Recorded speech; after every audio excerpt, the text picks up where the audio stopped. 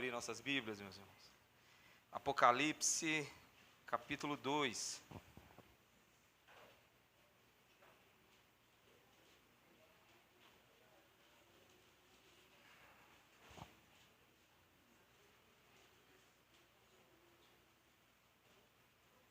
Apocalipse 2, a partir do 18, amém?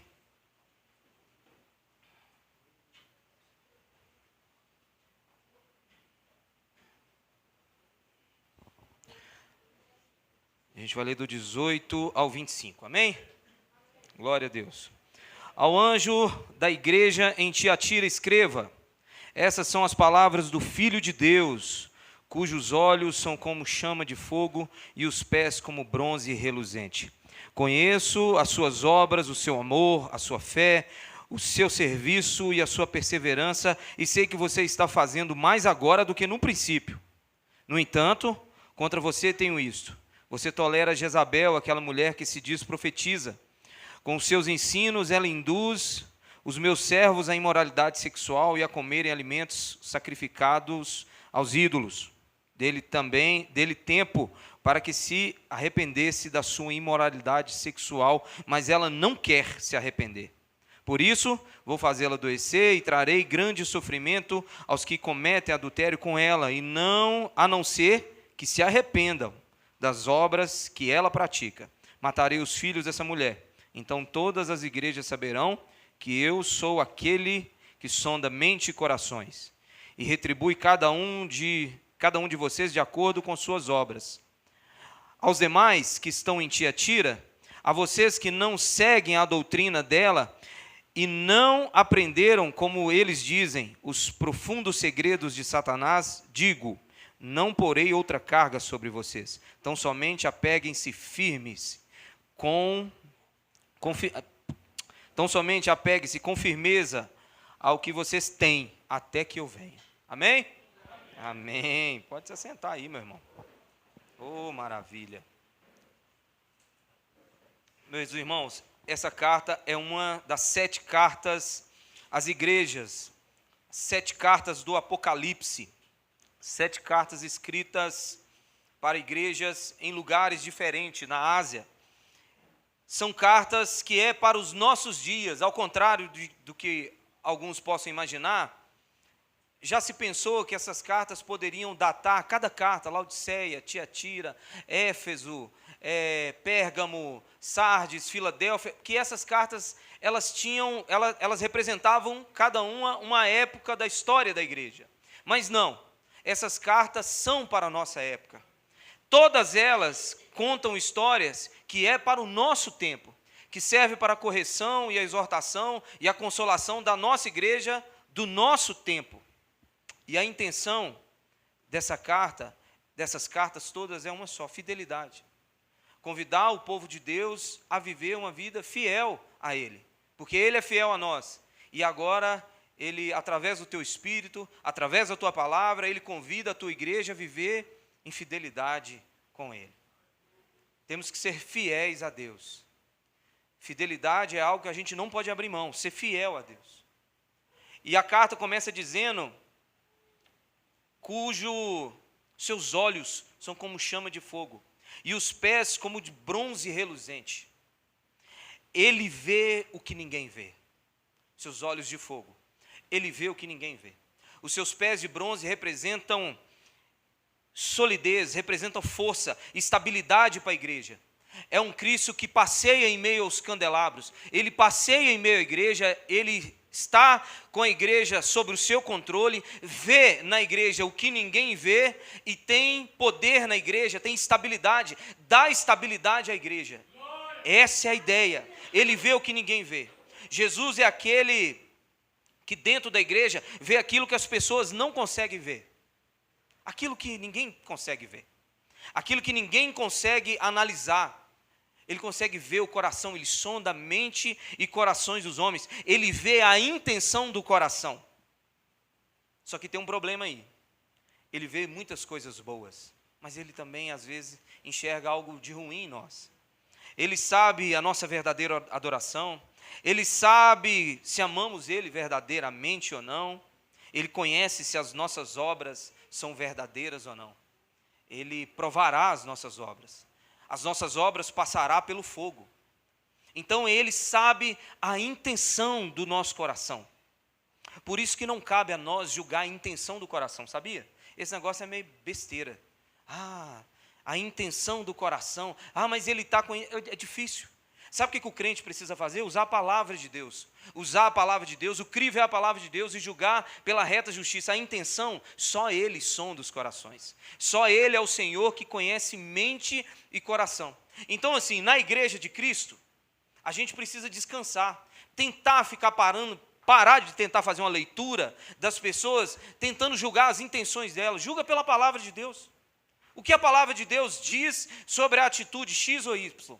Sim, olhe, faça o crivo, usando a reta justiça, pela palavra de Deus, não pela a intenção do coração.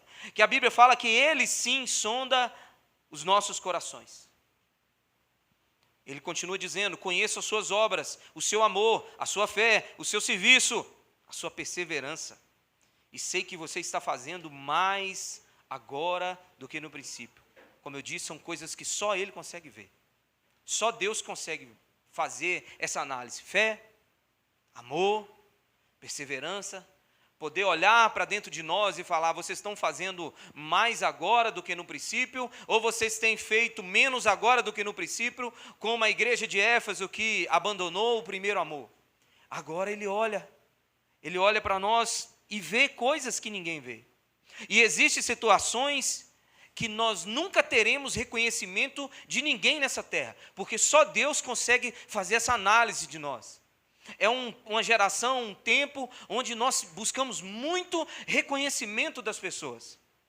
Muito reconhecimento. A gente ouve muito essa frase: mas ninguém dá valor para mim, mas também ninguém vê o que eu estou fazendo. Irmão, vai ter hora na vida e vai ter circunstâncias, vai ter momento da vida que ninguém vai ver mesmo, não só. O pastor seu que está com você todo dia, de repente, ele não conseguiu perceber. Ele não conseguiu. A esposa, muitas vezes, olha, não está vendo o que eu estou fazendo. O marido, não, mas eu estou fazendo. Irmão, tem reconhecimento que é só Deus. Ele reconhece, porque Ele sabe as intenções dos nossos corações. O que está por detrás das ações, aquilo que ninguém sabe, aquilo que ninguém vê, Ele vê e Ele sabe. Então buscar reconhecimento é perder tempo. Buscar reconhecimento é perder tempo. Mas apesar das obras deles, fé, perseverança, amor, Deus não trabalha de forma compensatória. É um Deus que olha para eles e diz assim: sim, eu tenho visto as suas obras. Isso traz um conforto no nosso coração, não traz não? É porque se a gente faz, ninguém é ruim em tudo.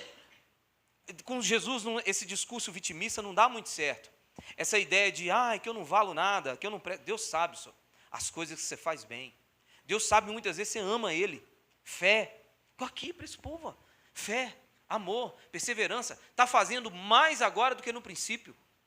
Está fazendo mais agora. É gente que cada vez mais está amando mais, fazendo mais. E Deus fala assim: eu estou reconhecendo. Eu sei o que você está fazendo. Sim, ninguém pode ver, mas eu estou vendo. Ninguém pode perceber. Você não ganha tapinha nas costas, mas eu estou vendo. E é Ele que nós temos a agradar, e é Ele que é o alvo, Ele que é o principal. Ele tem que reparar mesmo. Mas Deus não trabalha de forma compensatória. Deus é organizadinho. Não adianta vir com Deus assim: Senhor, sabe discurso de marido e mulher? Discurso de marido e mulher é assim: um fala com o outro, fala assim: mas ninguém me dá valor nessa casa, ninguém não sei o quê, eu faço tudo, PPP. É discurso, briga. Marido também é a mesma coisa. A mulher fala um negócio com ele, ele fala: eu trabalho o dia todo, cara. Eu trabalho, eu pago as contas, e eu não sou um bom marido. É porque nós, na nossa limitude humana, na dinâmica da vida, nós não conseguimos separar as coisas. Até emocionalmente nós é meio desequilibrado, mas Deus sabe separar. Deus fala assim: nisso aqui está bom, mas nisso aqui está ruim. E o que está bom não compensa o ruim. Não vem com o discursinho: que eu tenho fé, que eu tenho amor, que eu faço isso, que eu dou o dízimo, que vai compensar. Nós tentamos lidar com Deus, ter uma dinâmica de vida com Deus de forma compensatória. Eu não falto no culto. Eu sou generoso. quanto dízimo e oferta, eu faço as minhas orações, mas aí quando pega de um lado, você quer entrar com milhas para compensar. Você quer entrar com bônus, você fala assim, Deus, mas não, e não. Então, ainda que você não ore diretamente, mas algo dentro do seu coração trabalha mais ou menos de forma compensatória. Ah, eu não sou isso, mas eu sou bom naquilo. E Deus fala assim, tá, ok, você é bom nisso. Mas Deus, Ele quer trabalhar naquilo em nós que não está em conformidade. Como a igreja de Tiatira. Vocês são muito top, cara. Vocês fazem muito. Mas vocês têm algo errado na igreja que eu gostaria de corrigir. Será que não é essa a dinâmica da vida de nós hoje? Não tem ninguém aqui ruim de tudo, mas não tem aqui ninguém bom de tudo. Tem algo que Deus, não importa, irmão, o quão você se enxerga diante de Deus, o nível de espiritualidade. Não importa o quanto você olha para o espelho, o quanto você olha para si mesmo, o quão é a sua rotina com Deus, o seu nível de santidade. Existe algo dentro de você, existe algo na sua moral, na sua ética, na sua conduta com Deus, que precisa ser transformado, tocado, sarado hoje. Ou tem alguém perfeito aqui? Por favor, gente, não faz eu passar vergonha, fala logo, porque a pregação deve demorar uns 40 minutos. Ficar aqui em pé cansa. Se você for, já levanta, que aí nós tira essa parte do cânon e fica tudo certo. Mas se não for, cara, atente-se para a palavra do Senhor. É um povo, conheça suas obras, seu amor. Gente, seu amor, sua fé, seu serviço, sua perseverança. E sei que você está fazendo no princípio, parece um pouco até de injustiça, não parece? Parece que Jesus está jogando até pesado. Gente, um povo que ama, que tem fé, tem serviço ministerial, que perseverança, e está fazendo mais agora do que no princípio, gente, não poderia chamar a atenção. Mas Jesus não tem esse problema. Jesus fala, sim, eu quero tratar algo dentro de você. Amém, irmãos? Amém. Isso aí, amém. Versículo 20, vamos ler juntos aí?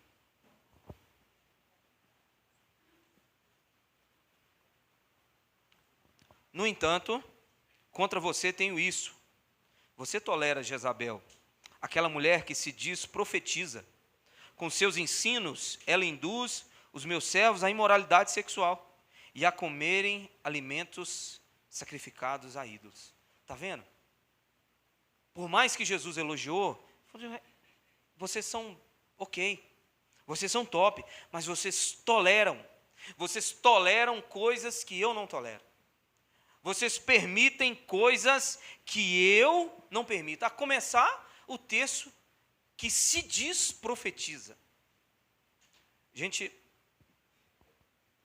Jesus gasta uma parte do seu sermão do monte, que é um sermão muito importante, é um texto muito importante da Bíblia, é o sermão da montanha, para falar dos falsos profetas. Jesus diz, olha, acautelai-vos.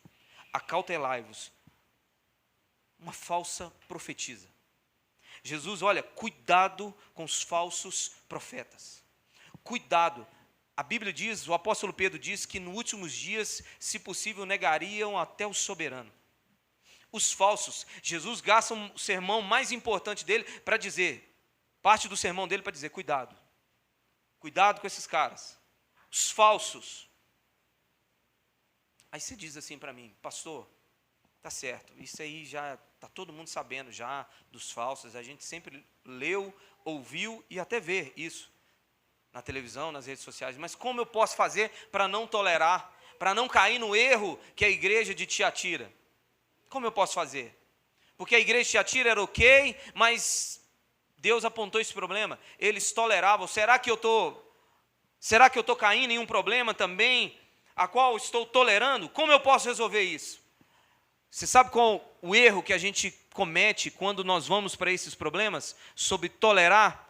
É porque a gente tem uma ideia que a gente vai mudar todo o cenário da igreja brasileira sobre os falsos profetas. A gente acha que a gente vai fazer, sei lá, a gente vai para a rua, vai militar, ou a gente vai entrar invadir as igrejas e silenciar esses caras, amarrar eles, sei lá, matar eles. A gente tem uma ideia meio maluca na cabeça. Comece por você. Comece pela sua casa. Se o problema que Deus estava chamando a atenção, olha, vocês toleram, Comece pela sua casa. Comece por você. Não tolere, cara, na sua casa uma falsa doutrina que induz. Não tolera na sua casa, com seus filhos, com as suas esposas, com a sua esposa. Tiro essa, esposa. O que eu arrumei aqui agora? Acho que é sede. Hã? É esposas. É porque eu fui pregar esses dias lá no Oriente Médio, lá pode. Desculpa, estou viajando internacionalmente. Não tolere, irmão. Não tolera aquilo que Deus não tolera. Não ache inofensivo aquilo que Deus não achou inofensivo. Não ache que é algo simples aquilo que Deus gastou muito para poder tentar explicar para a gente que o dano era muito grande. O dano era muito grande. Toleramos o pecado. Toleramos o pecado que esses falsos e essas falsas pregam. Toleramos. A Bíblia diz que Jesus morreu pelos nossos pecados. A Bíblia diz que o salário do pecado é a morte. A Bíblia diz que o pecado faz separação entre Deus e nós ainda achamos o pecado inofensivo. E ainda achamos o pecado inofensivo. Nós não podemos tolerar aquilo que Deus não tolera. Mesmo que você seja um crente ok. Mesmo que você ama a Deus. Mesmo que você faça suas orações, que você leia a sua Bíblia e tenha um conhecimento ok da palavra de Deus e tenha uma ideia de comunhão ok e participe dos cultos. Não tolere, cara. Eu acredito que você sozinho, você não vai fazer muita revolução assim, sabe? Bora conversar na moral, vamos ficar meio aqui, papo de menino. Você não vai fazer um canal no YouTube e vai, não sei quantos milhões e vai conseguir mudar a mentalidade da nação brasileira inteira.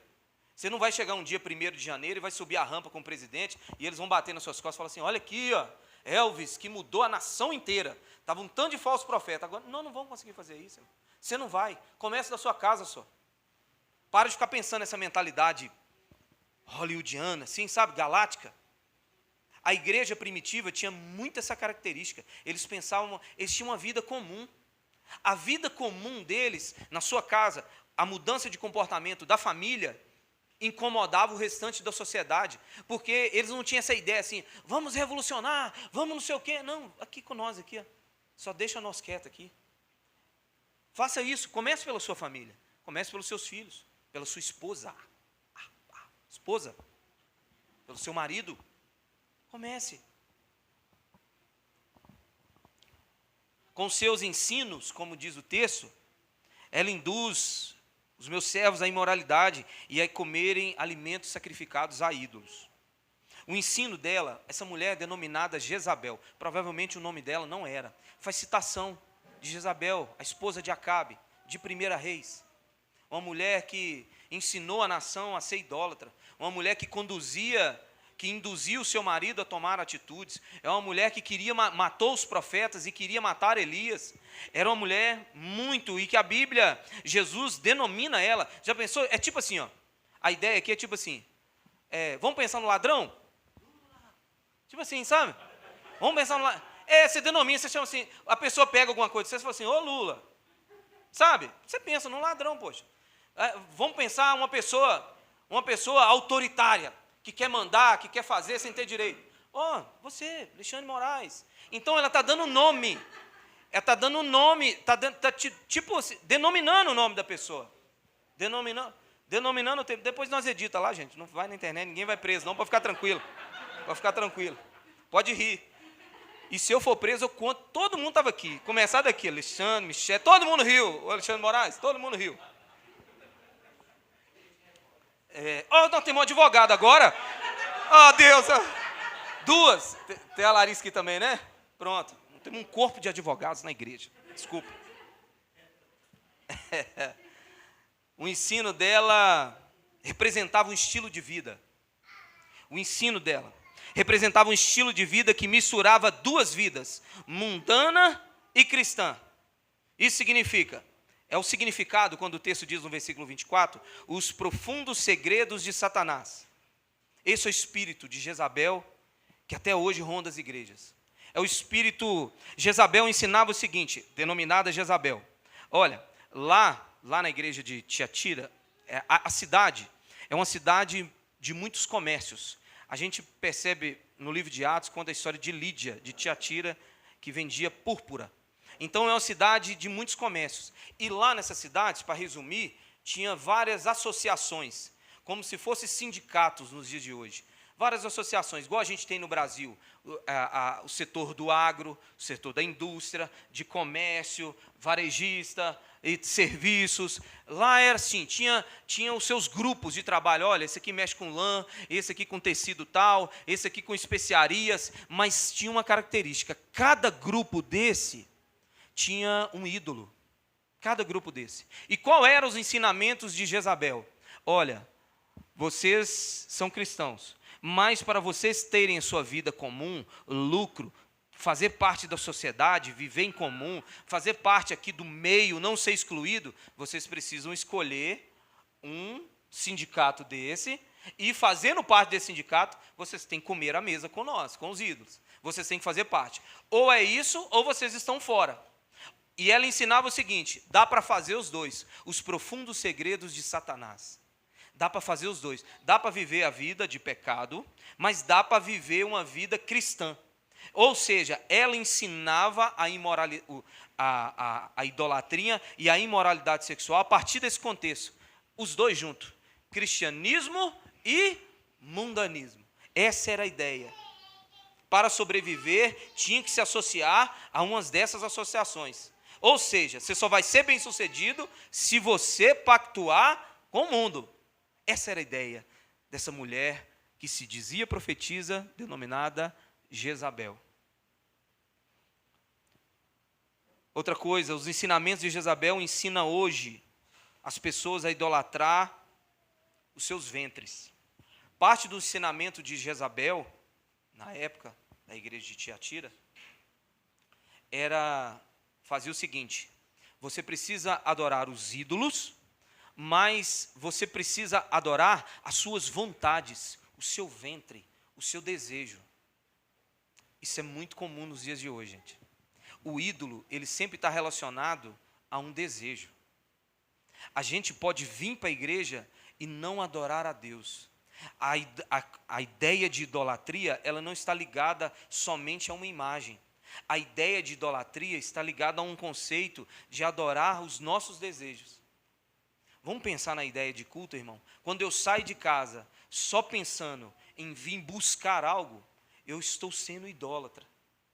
Quando eu saio de casa não pensando em adorar a Deus, quando eu saio de casa para cultuar e eu não tenho ideia que eu vou prestar culto a esse Deus soberano, eu venho só para uma ideia minha, eu venho com uma lista de desejos, de coisas que eu quero fazer, de uma família que eu quero, de filhos. A partir daí, eu não estou adorando ao Senhor, mas prestando um culto a um ídolo, o seu ventre, a você mesmo. Esse era o conceito de Jezabel, e não está diferente da ideia dos dias de hoje, sim ou não? Não precisa ser muito expert espiritual para perceber que a igreja, por isso que a carta de Tiatira, ela é para hoje. Não é uma carta datada, não. Tiatira representou uma época do período pós-reforma. Não. Se a gente olhar datando, Sardes vai conferir a época da reforma protestante. E Sardes diz que era uma igreja morta. Como que a igreja da reforma protestante era uma igreja morta? Como o período da reforma protestante seria um período da igreja morta? Então é uma carta para os dias de hoje, para a gente poder entender que Deus está chamando a gente à fidelidade, custe o que custar. E custa caro só. Eu sei que custa caro. Dizer não para muitas das vezes para o mundo, para as oportunidades, para os grupos onde a gente participa, muitas das vezes implica em muitas coisas, implica em um final de semana em casa sem ninguém te chamar para nada, porque você não faz parte do rolê.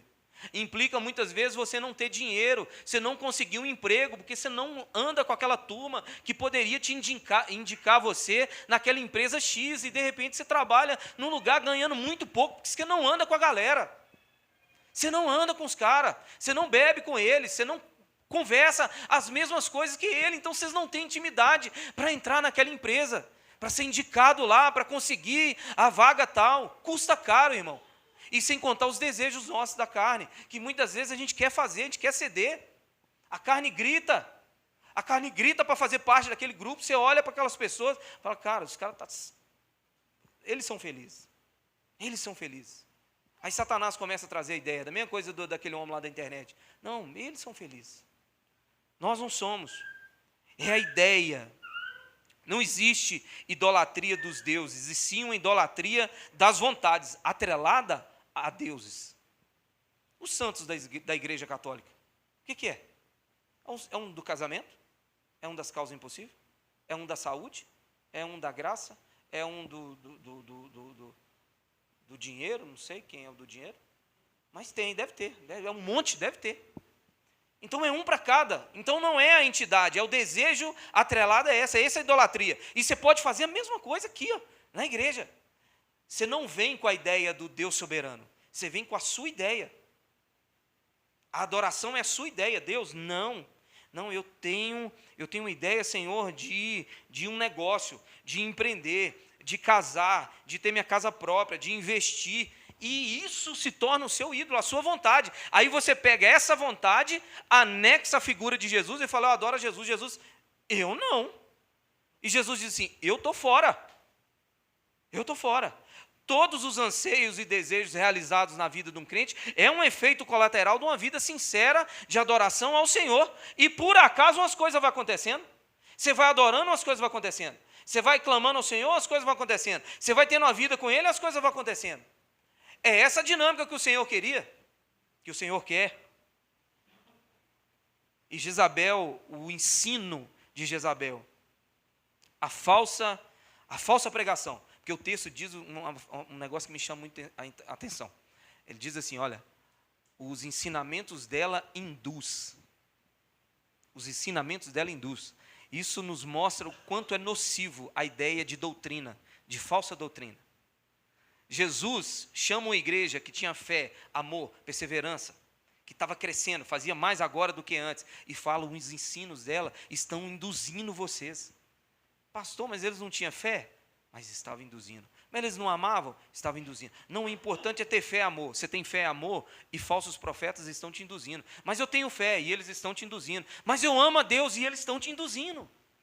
Então a ideia é essa, de um falso evangelho, de uma falsa doutrina, que gera o quê, gente? Falso crente.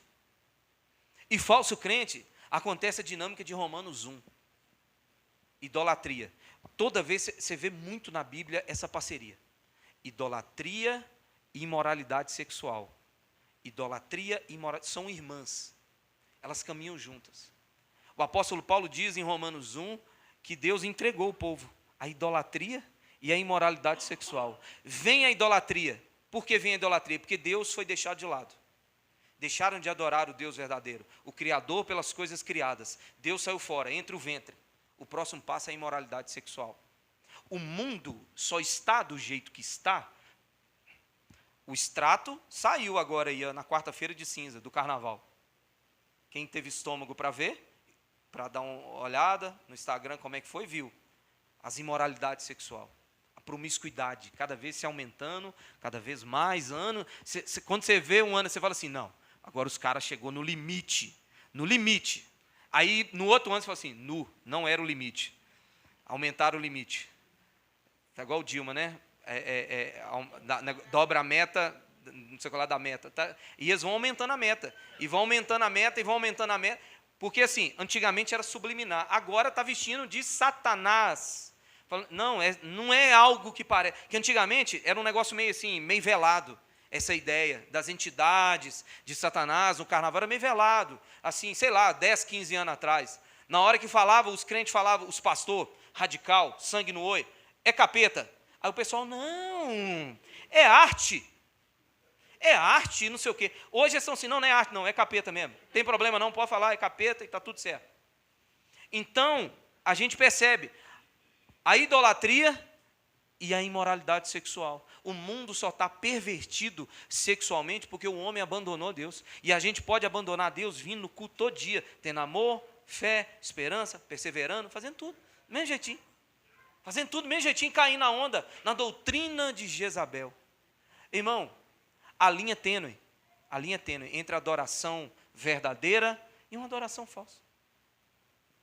encontro de casais. Irmão, quem foi? Tem a noção aqui. Eu não abro mão de falar do Senhor, casal que se não buscar Deus. Tento trazer a ideia que o casamento é sarado através de uma vida com Cristo. Não tem essa ideia, porque fica um negócio, e não fica a mulher, eu quero meu marido no altar, e os homens, eu quero minha mulher no altar e fazendo sexo comigo 4 vezes por semana. Fica essa ideia vaga. E no final das contas, sem Cristo, a mulher não quer um marido. Sem Cristo. Uma mulher sem Cristo, ela não quer um marido com Cristo. Ela quer só um marido calmo, que vai jogar bola no máximo uma vez a cada 15 dias, que fica tranquilo. Ela quer uma coleirinha. Uma coleirinha, assim, bota uma coleirinha e fala assim, isso, mamãe, deita aqui. E os homens querem o quê, gente? Uma mulher que não fala nada e na hora que ele fala assim, vão, ela vão. Vocês entenderam o vão? Tem que explicar, não tem? Pois é, o vão. É vão. É vão.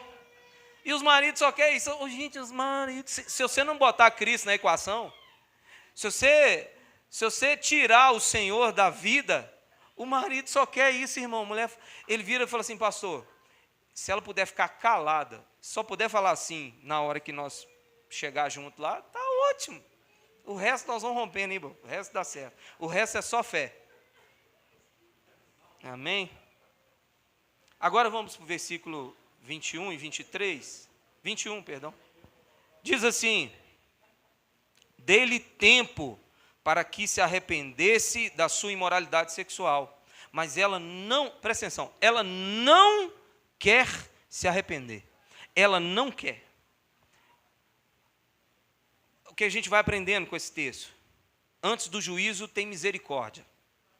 Antes do juízo tem misericórdia. O Senhor sempre está disposto, longânimo, benigno. Ele sempre quer primeiro misericórdia. Quem já leu o livro de Sofonias? É Deus falando assim, eu avisei mais de 1000 vezes. Agora não dá tempo mais, mas eu avisei. Eu queria misericórdia, eu mandei meus profetas. Eles teve a lei e os profetas, como na história do rico, Lázaro e o rico. Ele diz, olha, ele tem a lei e os profetas. Foi avisado. Mas muitas das vezes, irmão, a nossa dinâmica da vida, quanto às coisas erradas que a gente faz, quanto os nossos pecados, os meus, do pastor Elvis, quanto os seus, muitas das vezes a dinâmica é assim, é um vício, cara.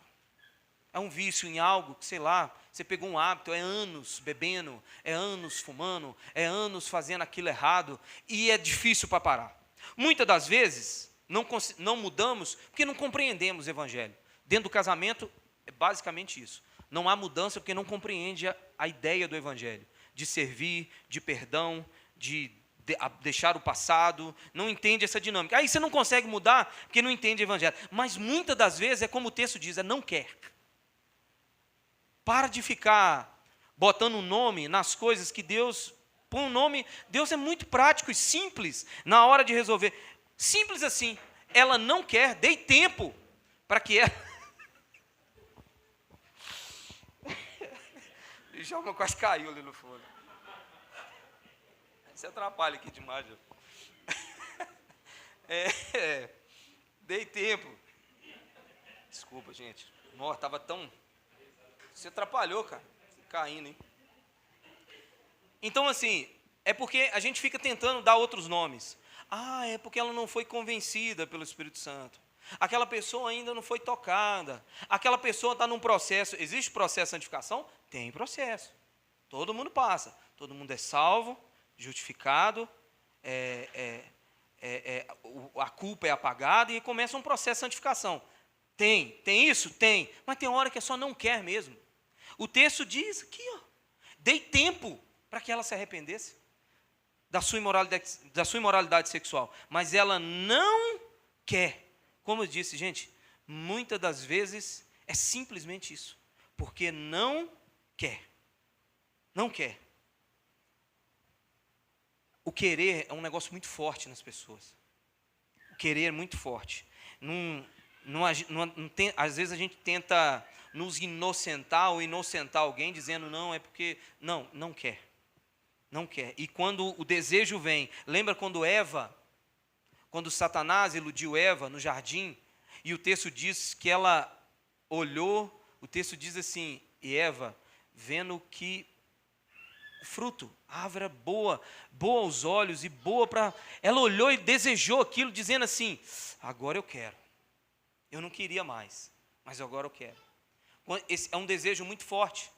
E é o que o texto aponta para a ideia dessa mulher denominada Jezabel. Ela não queria. Ô irmão, pode ser duro com você essa noite, mas tem coisa que você não muda, não é porque você não sabe, é porque você não quer. Pode ser duro, que eu estou falando com você. E Jesus não tem problema com isso, não vai matar ninguém. Não, é só isso, só não quer. E Jesus só quer botar o nome certo nas coisas. Não, para de falar que é santificação. Para de falar que você não foi convencido. Para de falar que só que você não quer, que nós estamos beleza. Deus só quer honestidade nas paradas, entendeu? Deus só quer um relacionamento honesto, puro, que a gente fica tentando inocentar a gente, tentando entender naquela dinâmica de Romanos 6, 7, 8, sobre salvação, justificação, santificação, a gente fica tentando se encaixar naquele meio ali, o mal que eu quero, esse eu faço, o bem que eu quero, esse eu não faço, e fica tentando entrar naquela história ali de Romanos, mas tem hora que só a gente não quer mesmo. Você sabe disso, se só você for honesto com você, se olhar no espelho e falar assim, se eu quisesse eu mudava. Se eu quisesse eu mudava. Vim no culto, irmão. Vim no culto. Não é cansaço. Você sabe que não é. Você sabe. Você sabe. Você sabe. Não precisa ficar rendendo. Você sabe. É só querer vir só. Tem dia que não dá, tem dia que tem um problema. Filho, existe caso de doença, mas muitas vezes você sabe que você só não quer. Então a gente precisa não ser escravo mais das nossas vontades. Essa mulher escrava, ela não queria. Escrava da sua vontade, como diz Pedro, 2 Pedro 2,19, diz assim, prometo-lhes liberdade, eles mesmos são escravos da corrupção, pois o homem é escravo daquilo que o domina. Você pode ser escravo da sua vontade, escravo de você mesmo, escravo do seu descanso, do seu conforto, é não querer só. E digo isso não condenando, apontando o dedo, é só denominando, só pondo o nome certo nas paradas certas, para você ter um relacionamento com Deus, ok, sincero, justo. Fala assim, Deus, eu sei que o Senhor sempre tentou me ajudar nisso, mas nisso eu sempre fui relutante, eu sempre fui obstinado, eu não queria. Amém, irmãos? Aí, é isso aí, amém só. Versículo 23, diz assim, matarei os filhos... agora o trem ficou estranho. Matarei os filhos dessa mulher, então todas as igrejas saberão que eu sou aquele que sonda mentes e corações. E retribuirei a cada um de vocês de acordo com as suas obras. Presta atenção. Esse texto não é para a gente ficar alarmado, não é o modo operante de Deus. Como eu disse, Deus é longânimo, bondoso, fiel. Mas, a despeito, matar, prostrar de cama, matar os filhos... O texto mostra uma direção. A gente sabe que Deus não anda matando os nossos filhos por aí por causa dos nossos pecados. A gente sabe que Deus não nos prostra de cama por causa dos nossos erros. Se assim o fosse, meu Senhor Jesus, como é que seria? A gente sabe, mas o texto está apontando, até mesmo pelo versículo anterior, que há um limite, meu. Que tudo na vida há um limite, e para Deus é a mesma coisa. O texto não é para a gente ficar com medo. É para mostrar que há um limite. Mais uma vez o livro de Sofonias. O rei Josias começou uma reforma em Israel. Achou o livro nos escombros. Mas Deus falou assim, agora já era. Não dá mais. Chegou um nível mais alto de iniquidade e de pecado em Israel. Então tudo tem um limite. É para a gente poder... É para fazer medo? Não. Não é para a gente ter medo. É para a gente ter temor, é para a gente ficar alerta e olhar para a nossa vida e falar assim, Deus, vai ter uma hora que o Senhor vai enfesar comigo. Que isso? O meu Deus é Deus de amor, isso é lá da antiga aliança. A última vez que eu conferi, Apocalipse estava no Novo Testamento. Tá, Júnior, até hoje? Olha, confirmei. Resposta, agora está certinho mesmo. Está no Novo Testamento. É um juízo de Deus. Um juízo de Deus severo, pesado, duro, que nos assombra, dá medo. Matarei seus filhos, prostrarei ela de cama, e todos aqueles a qual se deitaram com ela.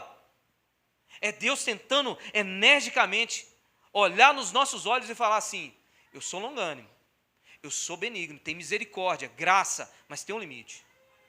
Tem um limite, irmão. Tem um limite. E eu não sei de vocês, Deus nunca matou filho meu, Deus nunca me prostrou de cama, mas eu já senti muitas vezes que Deus falou assim, acabou. Eu já senti. Eu já senti. Eu já senti que Deus, muitas das vezes, falou assim, chega, tá? Chega. Eu dei tempo para você.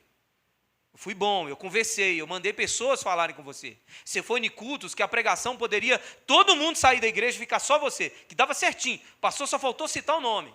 Mas você ainda temou. Você ainda foi rompendo. Aconteceu comigo. E é a ideia que Deus quer para a nossa vida. Que a gente agradeça essa bondade dEle. Agradeça essa bondade dEle. E a gente fala assim, não, Deus, tá bom, amém. Eu vou mudar. Nós vamos mudar.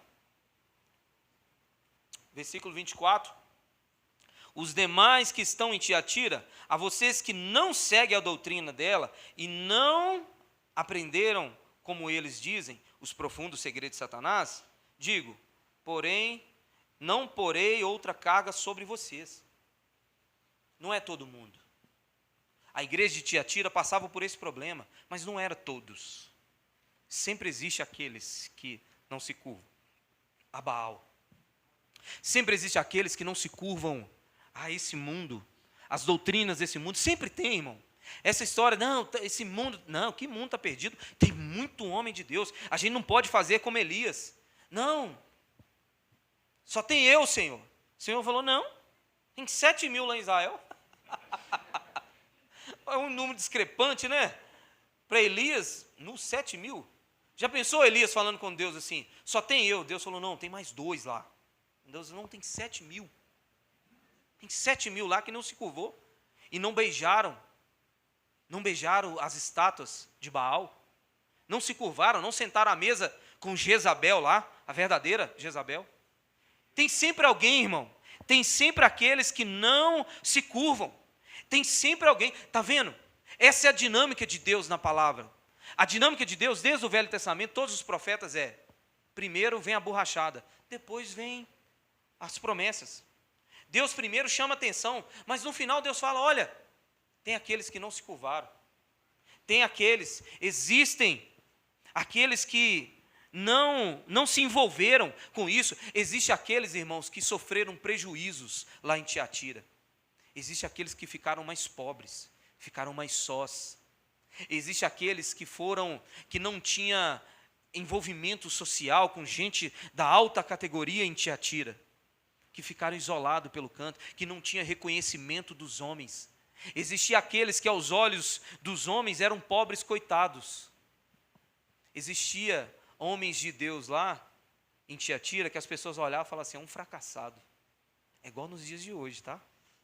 Cuidado com as suas avaliações sobre crente, quem é de Deus, quem não é de Deus, porque a meninice da igreja está passando quanto aos dons, porque há um tempo atrás, quem falava em línguas, profetizava, recebia o carimbo, o distintivo de crente top master.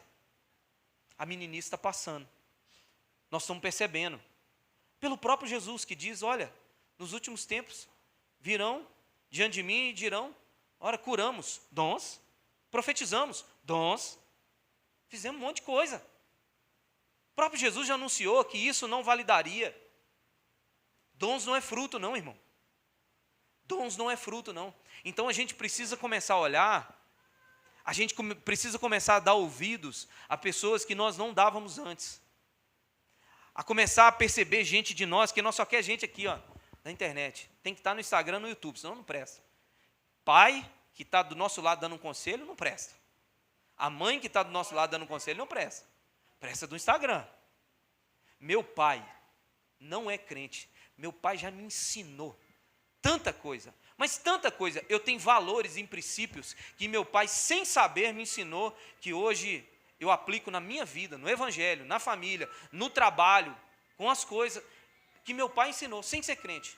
Meu pai, pela graça de Deus, pela bondade do Senhor, sem ele imaginar que estaria me ensinando valores transcendentes desse mundo, valores eternos. Meu pai me ensinou sobre trabalho, meu pai me ensinou sobre honestidade, meu pai me ensinou sobre perseverança, meu pai me ensinou sobre bondade com os filhos.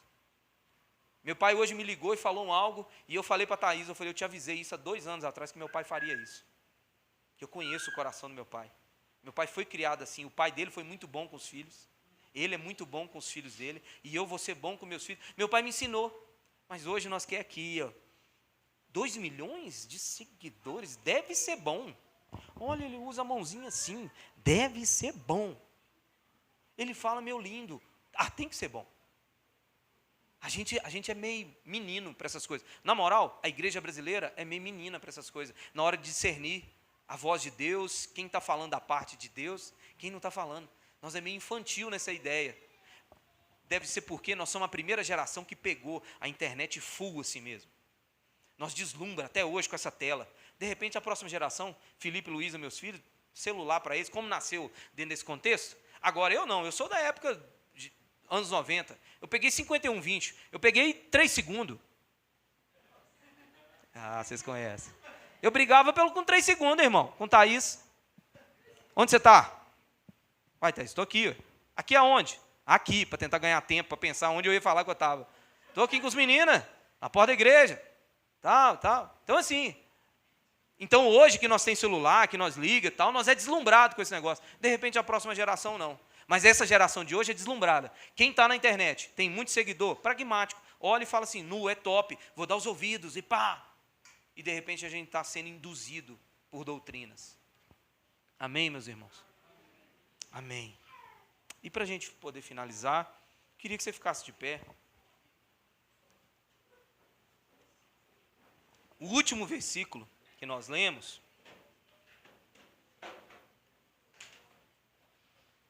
ô irmão, eu prometi que eu ia pregar menos tempo agora, tá? Menos tempo.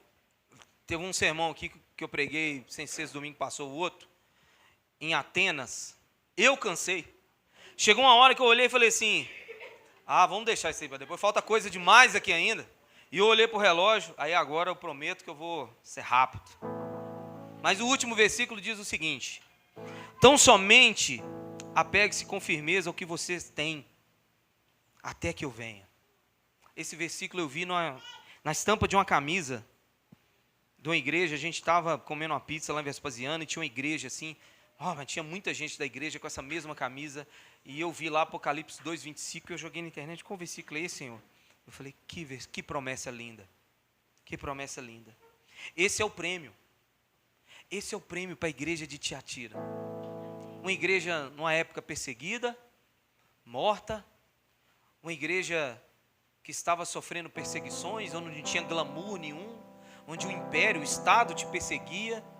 E qual é a promessa para esse povo? Vamos combinar? Nos moldes de hoje, uma promessa para esse povo teria que ser assim, cara, olha, vocês são fiéis, vocês amam e tal, tem fé. Olha, eu prometo para vocês que vocês vão ser prósperos, vocês vão ter muitos filhos, vocês vão vir para a igreja todo mundo arrumadinho, seus filhos vão ser lindos, você vai ter uma casa linda, você vai ter um carro lindo, vocês vão ter 100 vezes mais nessa vida. Era uma promessa legal e cabia aqui, cara.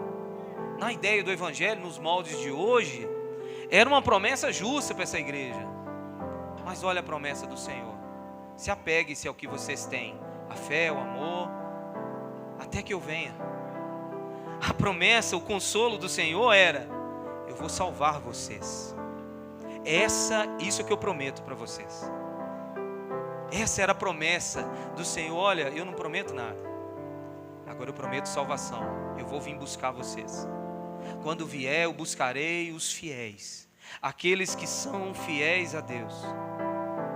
Mas o homem moderno, de alguma forma, ele rejeita a ideia da salvação. O homem moderno não pensa na salvação. A nossa igreja atual, contemporânea, desse tempo agora, não pensa na salvação. Pensa nas canções, na hora do louvor, em um êxtase ali coletivo. De repente esbravejamos, soltamos algo sobre salvação, mas na prática, no dia a dia, imagina a igreja naquele tempo sendo perseguida, e a promessa era salvação. Fica imaginando aquele povo fiel na época, pegando uma carta dessa de João e olhando assim, glória a Deus, olha aqui, se apegue a essa promessa, é essa promessa. Mas o mundo hoje, Jezabel com a sua doutrina, esse estilo de vida de Jezabel hoje, tem roubado essa sensibilidade, tem nos anestesiado, dado essa dopamina espiritual que é concedida dentro das igrejas, e vai passando tempo, e a gente fica como um cachorro correndo atrás do rabo, sem perceber que a maior das promessas é: Ele virá nos buscar. Isso é que nos consola, e é isso que tem que nos manter de pé. Não a promessa de que um dia a sua bênção que você pediu vai acontecer, que de repente, irmão, ela pode ser que ela não aconteça. Pode ser que as lutas venham. Esses dias eu estava vendo uma canção daquele menino Pedro Henrique que morreu, cantando o Senhor, adorando o Senhor. Ele canta aquela canção: vai ser tão lindo. Eu falei assim, pensa comigo, que sentido faz para o filho, para a filha dele, para a esposa dele? Que sentido faz de promessas para essa vinda, de promessas para essa vida, de bens materiais, onde tudo gira em torno, onde as promessas, onde uma lágrima, onde é só, não, para uma família dessa só resta agora, quando Ele vier. Irmão, sua vida vai ser um vazio, sua vida não vai fazer sentido enquanto a maior esperança da sua vida não for na volta do nosso Senhor. Baseie toda a sua vida, toda a sua esperança na vinda do nosso Senhor. Apegue-se ao que você tem, creia no Senhor, até que eu venha, diz o Senhor, até que eu venha. Eu queria orar com você essa noite. Se essa palavra de repente tocou em alguma coisa na sua vida, mexeu em alguma área da sua vida, de repente essa palavra de hoje falou com você, despertou para algo que você não tinha pensado antes, das doutrinas desse mundo, de repente te levando para lugares que Deus não agrada, tirando o seu coração do centro da palavra, do Evangelho. Você pode orar essa noite? Pai, em nome de Jesus. Senhor, estamos aqui hoje, Deus, como igreja. Senhor, estamos aqui hoje, Deus, aprendendo, Senhor, com a Tua palavra. Mas mais do que aprender, entrar na nossa mente, permita que essa palavra entre no nosso coração, Senhor. Deus, queremos viver as promessas do Senhor. Queremos viver a promessa do Senhor, da sua vinda, que é a maior das promessas, que é o retorno do Filho de Deus, para buscar a Tua igreja. Pai, em nome de Jesus, não permita, Senhor, que essa consciência desapareça dos nossos corações. Guarde a Tua igreja, Senhor. Guarde os Seus filhos. É isso que pedimos, Senhor, em nome de Jesus Cristo de Nazaré. Amém. Com seus olhos fechados, eu queria que você orasse pelo nosso irmão Raimundo. Seu Raimundo, que não está vindo nos cultos, por uma doença que está acometendo ele. Pelo Maria do Pilar e pelo Brian, filho do pastor. Pai, em nome de Jesus, Senhor, oramos por eles três, Senhor. Pai, oramos por eles três e pedimos misericórdia. Pedimos misericórdia para eles, Senhor. Deus, pedimos misericórdia pelo irmão Raimundo, Pai. Pela sua esposa Maria do Pilar e pelo Brian. Pai, em nome de Jesus, traz cura sobre a vida deles. Nós, como igreja do Senhor, oramos pela vida deles, Senhor. Pai, traz consolo à família. Pai, em nome de Jesus, guia ele, Senhor, dê entendimento, força ao coração dele, para superar, Senhor, nesse momento de dificuldade, não só ele, mas toda a família. Entregamos, Senhor, a vida do Senhor Raimundo em Tuas mãos, do Brian e da Maria do Pilar. Pai, em nome de Jesus, queremos Te agradecer, Senhor, pelo que o Senhor tem feito nessa igreja. Queremos Te agradecer, Deus, pelo Teu Espírito, conduzindo os louvores, conduzindo a pregação, conduzindo a vida de cada um aqui, Senhor. Te agradeço, Senhor, pela vida daqueles que estão recomeçando. Te agradeço, Senhor, pela vida daqueles que tiveram força para estar aqui hoje. Te agradeço, Senhor, pela vida daqueles que nos vieram visitar hoje. Pai, em nome de Jesus, derrama comunhão nessa igreja. Que o Teu Espírito Santo traga comunhão, amor, que viemos orar uns pelos outros. Viver, Senhor Jesus, uma comunidade de verdade, Pai. Queremos viver a verdade do Senhor na Tua igreja. Queremos ser irmãos, Senhor. Queremos ser ligados, Senhor, pelo elo maior, que é a fé, o amor em Jesus Cristo. Que a nossa comunhão não se limite a uma placa, mas sejamos comum, tenhamos algo em comum, que é Jesus Cristo de Nazaré em nossa vida. Senhor, caia os ídolos. todos os ídolos da nossa vida, que sejam homens, que sejam imagens, que sejam os nossos desejos, Pai, em nome de Jesus, que caia por terra, em nome de Jesus. Que só um lugar seja ocupado em nosso coração. Oh Deus, obrigado Deus por essa igreja. Obrigado, leve Senhor todos para casa, debaixo do teu amor, da tua unção, da tua proteção. Nos dê uma semana, Deus, abençoada, Deus, uma semana de vitória em Cristo Jesus, uma semana de portas abertas, uma semana de oração, uma semana de busca e sede pela tua palavra, uma semana de paz nas casas, nos lares, Senhor. Livra, protege as nossas crianças, Senhor. Protege, Deus, os nossos casamentos, Pai. Pai, protege, Senhor, as nossas famílias, Senhor. Protege, Deus, os mais velhos. Protege, Senhor, os jovens. Pai, em nome de Jesus, guarda a nossa vida, Deus. É isso que te pedimos, Senhor. Confiamos só em Ti. Nos leve para casa debaixo do Teu amor e da Tua proteção. Obrigado por esse culto, Pai. Em nome de Jesus, se você crê, se você tem algo a agradecer ao Senhor, aplaude ao Senhor aí, querido, em nome de Jesus. Deus abençoe a vida de cada um. E até o próximo culto, em nome de Jesus.